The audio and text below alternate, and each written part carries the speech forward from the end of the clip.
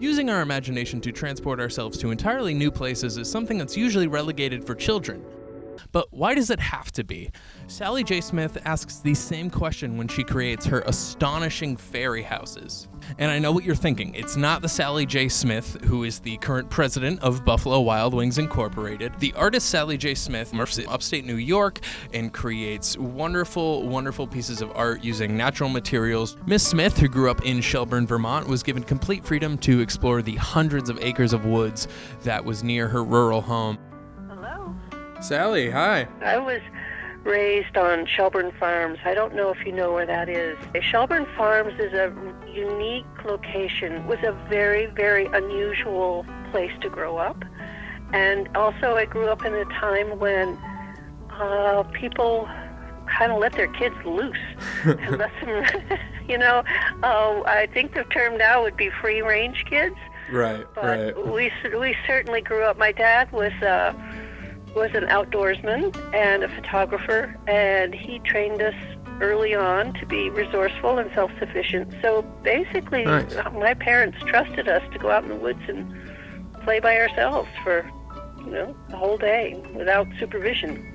Now, Sally J. Smith says that building her fairy houses always starts with one of two things, either finding a location in the woods or finding the materials in the woods which she will use to make her houses. Always I try to honor the natural materials and the setting that we're working with, because those two things have to go together. It doesn't make any sense for me to make something out of materials that came from a desert that I'm trying to fit into a New England woodlands. That just doesn't work. But at the same time, I want my pieces to look as if they kind of sprang out of the ground or hung down from the trees naturally and organically. That's really a deep desire of mine in my work.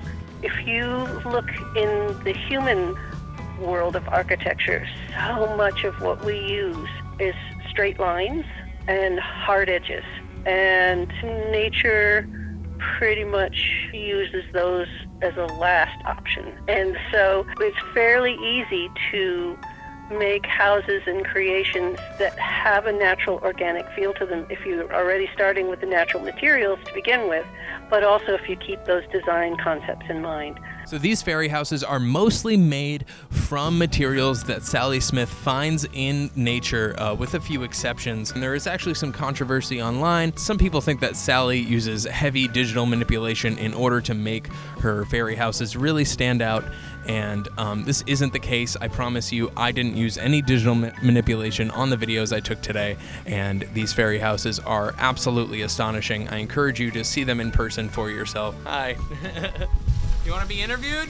A tangible answer. I would love to do more exhibitions that are specifically geared towards children, because I believe that children are our future, and we also need to have more of a relationship with nature and with creativity and with learning how to be more free and open with the natural world and with our own inner imagination. So that's very important. And as far as an abstract answer, well, I'd like to start working with anti-gravity. Once I figure that out, then I'll have some real pieces of interest to show. So. Oh, that's so interesting. So if you were given an anti-gravity room, what would be your first attempted project? I would love to do a standing waterfall with a fairy house behind it. Oh wow, so interesting. A waterfall that's just frozen. That's frozen there, but is water, not right, ice. Right, yeah. Yeah. That'd be a good place to start. I can almost picture it. It seems so science fiction-y, but who knows? Technology is advancing so fast. You could make that happen before your lifetime's over. I really do think there is something to be said about allowing yourself to experience that childlike wonder again. Fairy houses are a wonderful way to do that, because you kind of get to just suspend belief and think about what happens, when the gardens are closed. Think about those fairies coming home after a long day of foraging and, resting in those wonderful homes that Sally built for them.